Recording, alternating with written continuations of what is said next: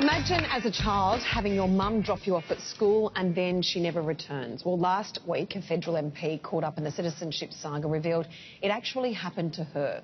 Susan Lamb was in tears telling Parliament she was unable to get her parents' wedding certificate because she's estranged from her mum.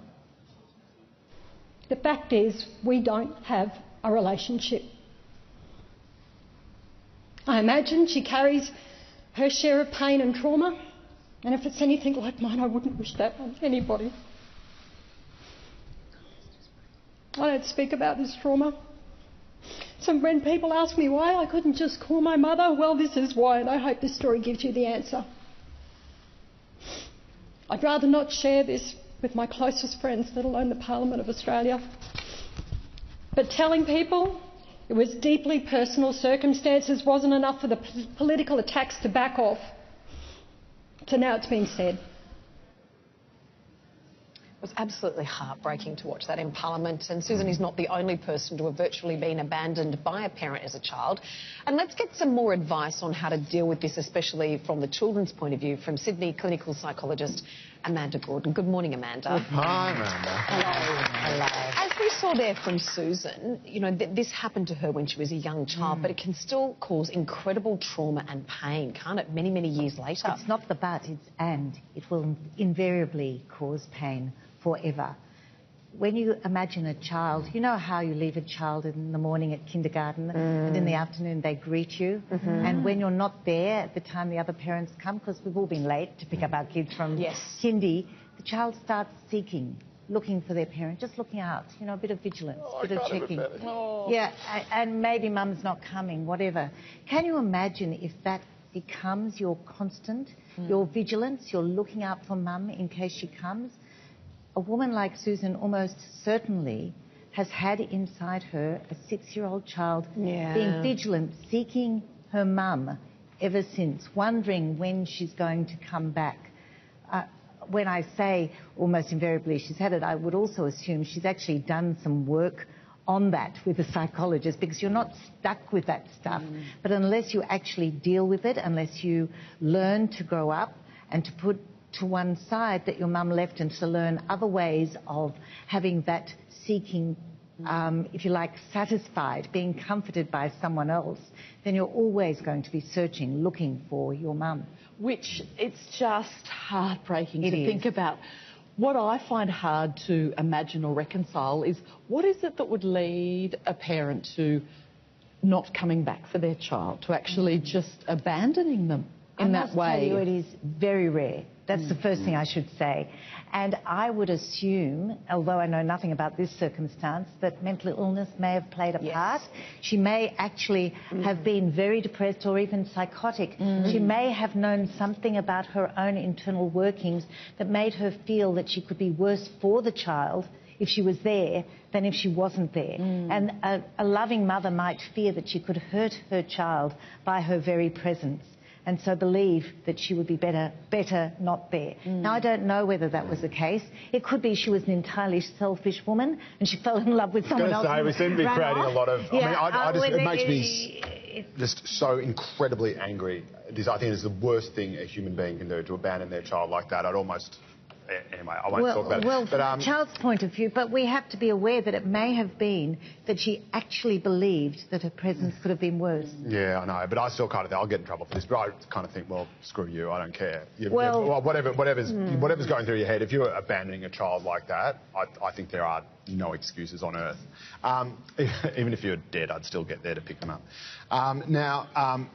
Are men more likely to do this than women? Because I notice we rarely make that many excuses for them. Yep. I don't know whether we don't make excuses for them, but yes, certainly it's more common that the child is so attached to the mother and the mother so attached to the child that it takes the most extraordinary circumstance to allow a mother to abandon a child. We read of stories in wartime where mothers have stayed together at great danger to themselves rather than putting the child at risk, whereas fathers are not biologically quite as wired to stick there. But abandonment is still a big thing. Fathers or mothers may leave the child with the other parent without completely leaving them abandoned, you know, not speaking to them, not making connection. what normally happens is a parent may leave, but then they would find a way of reconnecting and having access. Amanda, you spoke before at the start of the interview talking about the fact of the importance of that child learning to deal with that early trauma and to heal. Yes. How do you do that? Because some people are in years and years and years of denial saying, I'm okay with that, but years and years and years later...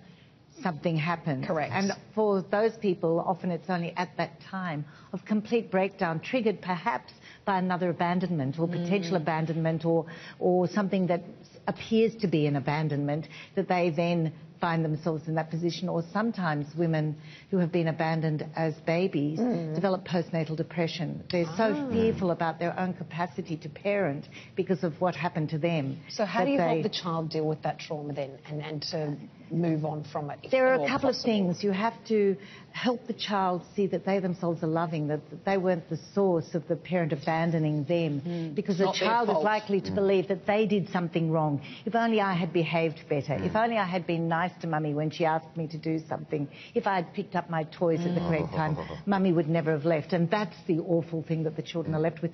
Children are left with that when parents die. That you are the product of your parents. You've got to somehow reconcile the fact that you are at least physically, you are the product of your parents. Yes. And you have to somehow reconcile that, but they are also terrible people who left me, and it wasn't actually my fault.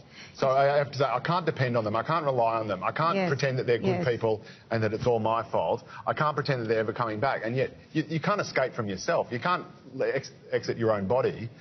And so you have to say, well, I am them, and yet they're terrible. And then when you become a parent, of course it was true. This is what makes me so horrible. And I mean, it's just... Oh. I want to say the very difficult thing is that a child whose parent dies may have exactly the same feelings as a child whose parent abandons them in some other way by leaving, because it's a child's thought processes, not an adult. Correct. And what we have to do is get back to the child's thought process. Yes. I know my mum is sitting at home now wondering when's Todd going to say something, because my dad did it. So I am that child. I mean, I had that happened. And it's not until I got older and had a child myself that I've actually questioned how on earth my father could have done that. Because I went through my childhood glad that Mum and Dad didn't stay together because of the kids. I had a great childhood and a great upbringing with the right person and all of that. But now that I have a child, I think like Joe, how on earth? There's no way I could walk out on my child's life. Have you reconnected with your dad?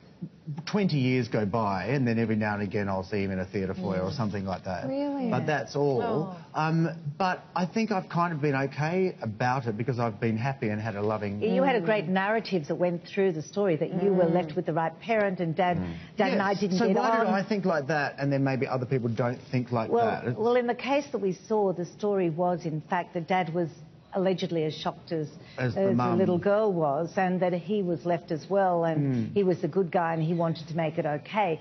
So she didn't have that same narrative. When you say how could he do it, it makes it very clear that it must be very rare, and it must be a very rare person who can do it, either, again, because of mental illness or a particularly blown personality, you know, as a child who themselves didn't grow up and the fear of looking after a child was just too great for them. I mean, we see it in fiction all the time. The parent who does whatever they can to avoid the responsibility of parenting, and maybe the only way is to just disappear. We don't know in the particular story. We just know that there must be a lot of pain involved for everyone, and it's interesting that it takes a trigger such as, now prove something about yourself, in this case, in the parliamentarian's case, about an awful prove your identity. And her identity is tied up with being the daughter of her mother. Yes. And I don't know my mother. How can I identify with anything? And getting back, though, Todd, to what you were saying, though, too, in terms of with your dad and things, but you're so tight with your mum. Oh, yes, aren't you? I mean, you are so close to your mum and you share so much together, and she taught you to dance? Definitely. Oh, yeah, no, she did, she's a huge part of her life, yes. Yes. I mean, if you have one good parent, it makes all the difference in the world, and it just feels so bad for kids who are left with nothing. But what you don't one good parent is fabulous, but it doesn't actually make up. No.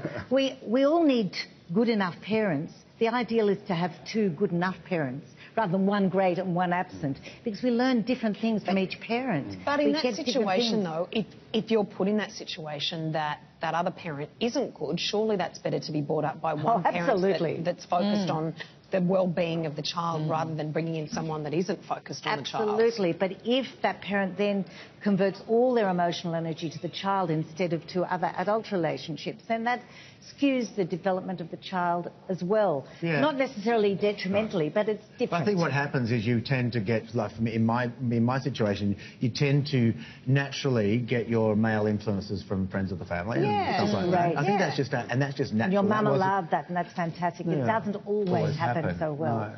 Good on you, Mum. Todd, thank you for sharing. She's so beautiful. Yeah, absolutely. And Amanda, thank you so much for joining us this morning. It's much appreciated. Very, very important conversation. Thank you.